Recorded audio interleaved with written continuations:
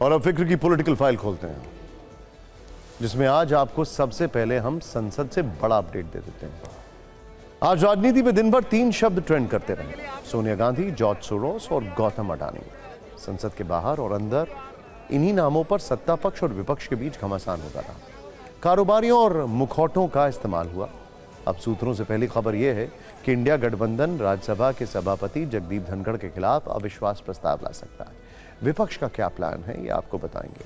अडानी पर संग्राम के बीच सोनिया गांधी और जॉर्ज सोरोस को लेकर बीजेपी इतनी आक्रामक क्यों हो गई, और नेता प्रतिपक्ष राहुल गांधी आज रिपोर्टर बनकर क्या सवाल पूछते दिखे और किससे सवाल पूछते दिखे। इन तीनों खबरों का कहीं ना कहीं एक दूसरे से कनेक्शन है, साफ दिखाई देता है। शुरुआत जगदीप धनखड़ की न्यूज से करते हैं, जो अब सीधे विपक्ष के टारगेट पर आ गए।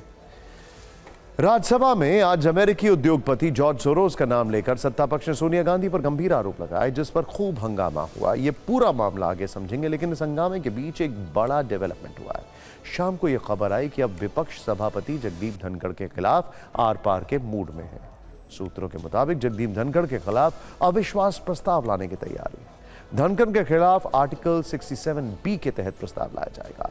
अविश्वास प्रस्ताव पर टीएमसी, आम आदमी पार्टी और समाजवादी पार्टी समेत इंडिया गठबंधन के लगभग सभी दलों ने दस्तखत किए हैं। सभापति जगदीप धनखड़ पर सदन को चलाने में भेदभाव का आरोप लगाया गया है। विपक्ष कह रहा है कि उनके साथ पक्षपात किया जा रहा है। आपने देखा होगा कि 2 हफ्ते से हर रोज सदन की कार्रवाई शुरू होती है, कुछ देर हंगामा होता है और फिर कार्रवाई स्थगित हो जाती है। यह एक तरह से शीतकालीन सत्र की परंपरा बन चुकी है। आज भी यही हुआ। सत्ता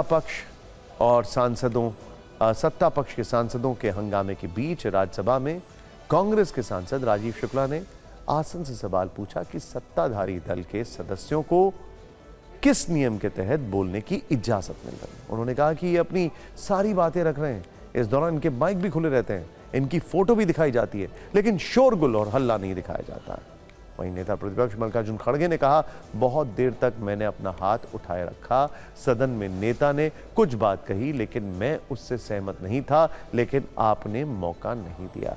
इस पर धनखड़ ने कहा कि नेता प्रतिपक्ष को उनके ऊपर आरोप लगाने की जगह अपनी बात रखनी चाहिए। धनखड़ ने कहा कि आप हर बार कहते हैं कि मैं मंत्री का पक्ष लेता हूं, नेता सदन का पक्ष लेता हूं, यह आपके श्रीमुख से शोभा नहीं देता।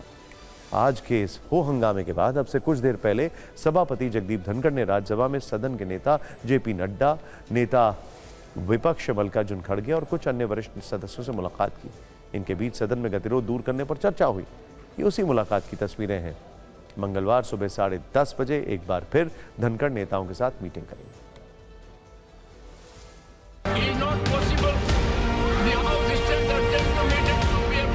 आपने मुझे मौका नहीं दिया, आप मंत्री को बुला लिए, तो ये अच्छा नहीं। आप तो कहते हैं नहीं पर आरोप लगाने की बजाय नहीं आरोप नहीं, इम्पार्शियलिटी बार बार कहते हो कि मैं मंत्री सर, हम पॉइंट आउट कर रहे हैं आपको, हाउस को फेवर करता हूं। आपका ध्यान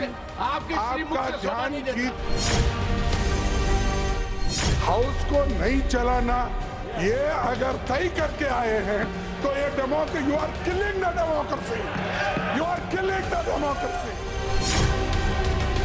And it is very clear, it's very clear, this is all part of a game plan to raise this issue and have this entire house adjourned. आपसे ये उम्मीद नहीं थी, आप पक्षपात कर रहे हैं। कौन से नियम के अंदर आपने डिस्कशन चालू किया है? आपने कौन से नियम में इनको बोलने का अधिकार दिया है? किस रूल में इनको बोलने की इजाजत दी जा रही? ये सारी बातें अपनी कर रहे हैं, इनके बाइक कार रहते हैं और इसके अलावा जो है इनके फोटो दिखाए जा रहे हैं।